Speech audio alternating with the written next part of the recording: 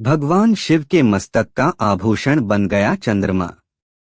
हिंदू धार्मिक ग्रंथों के अनुसार भगवान शिव के सिर पर अर्धचंद्राकार चंद्रमा उनकी गहन आध्यात्मिकता को बढ़ाता है।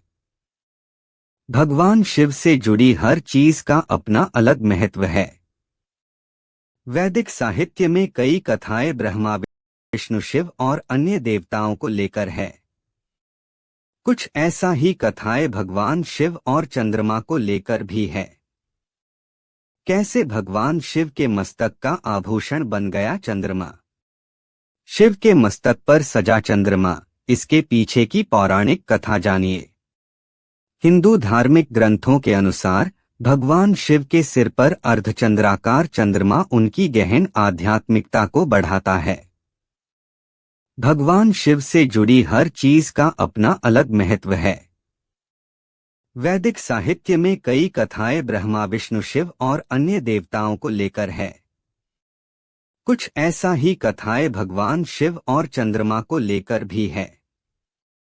ससुर दक्ष से चंद्रमा को मिला था श्राप। भगवान ब्रह्मा के मानस पुत्रों में से एक प्रजापति दक्ष थे।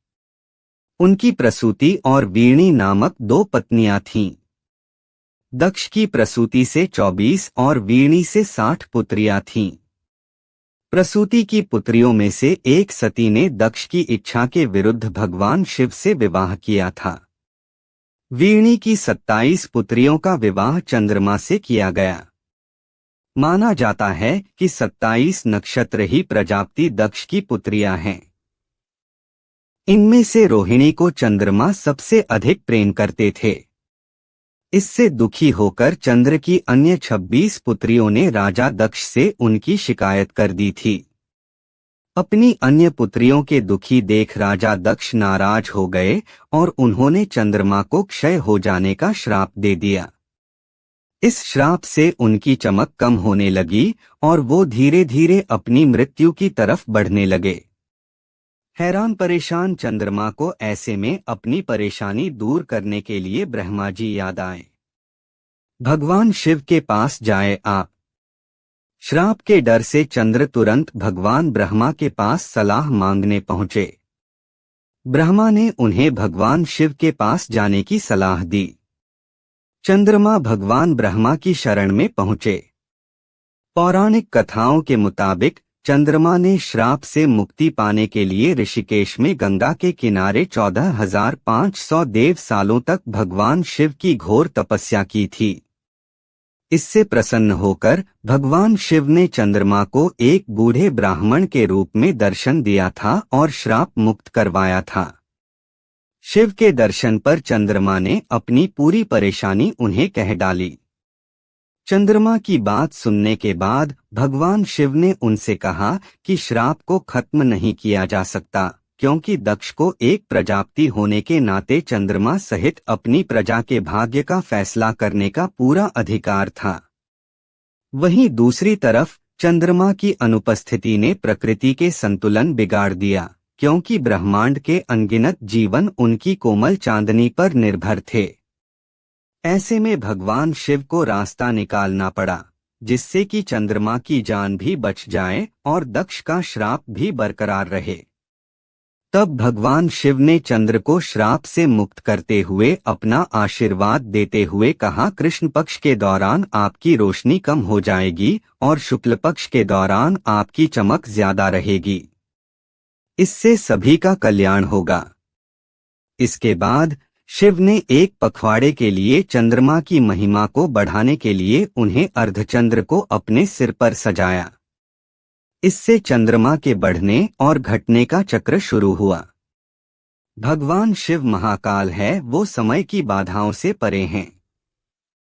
चंद्रमा का घटना बढ़ना भगवान शिव की समय पर नियंत्रण की शक्ति का दिखाता है। हिंदू धर्म ग्रंथों के मुताबिक इस घटना से पता चलता है कि चंद्रमा कृष्ण पक्ष यानी पूर्णिमा से अमावस्या के दौरान घटते हुए दिखाई देते हैं। वहीं अमावस्या से पूर्णिमा तक शुक्ल पक्ष में चंद्रमा बढ़ते हैं। चंद्रमा की यही गति हिंदू कैलेंडर का आधार बनती है। शुक्ल का अर्थ है उज्ज्वल। कृष्ण का अर्थ है अंधेरा। पक्ष का अर्थ है पखवाड़ा यानी 15 दिन। इससे ये भी साफ है कि चंद्रमा के घटने बढ़ने को लेकर हमारे मनीषियों को अधिकतर चीजें पता थीं। उन्हें नक्षत्रों के बारे में भी पता था। माना जाता है कि चंद्र देव मन के क्षेत्र पर प्रभुत्व रखते हैं। भगवान शिव चंद्र देवता पर भी शासन करते हैं। शिव सभी ध्यान संबंधी ऊर्जाओं के स्रोत हैं। यह प्रभाव शिव के स्वयं के ध्यान और भौतिक जगत से वैराग्य से पैदा होता है। हालांकि उनका यह स्वभाव उदासीनता का संकेत नहीं देता है।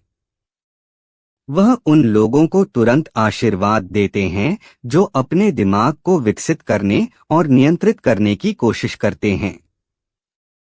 शीतलता के लिए भगवान शिव ने चंद्र को किया धारण। एक दूसरी धार्मिक मान्यता के अनुसार भगवान शिव ने जगत कल्याण के लिए विष पिया था। शिव पुराण में बताया गया है कि जगत की रक्षा के लिए समुद्र मंथन के समय निकले हलाहल विष का शिव ने पान किया था। माता पार्वती यानी शक्ति ने उनके गले पर हाथ रखकर इस विष को उनके शरीर में जाने से रोका था। इससे ये विष उनके कंठ में जमा हो गया। इससे उनका पूरा कंठ नीला पड़ गया।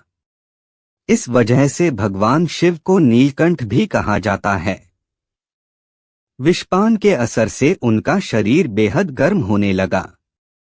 तब देवताओं ने उनसे चंद्रमा को शीश पर धारण करने की प्रार्थना की ताकि उनके शरीर में शीतलता हो। श्वेत चंद्रमा से सृष्टि को शीतलता मिलती है, इसलिए भगवान शिव ने उन्हें अपने मस्तक पर धारण कर लिया। भगवान शिव के संबंध में चंद्रमा का यही महत्व रहा है। चंद्रयान 3 के विक्रम लैंडर के लैंडिंग बिंदु को शिव शक्ति पॉइंट नाम देकर भारत सरकार ने भारत की सभ्यता, धर्म और संस्कृति जैसी धारणाओं का सही अर्थों में सम्मान किया है। वीडियो को अच्छे लगा तो लाइक, कमेंट, शेयर, सब्सक्राइब करें।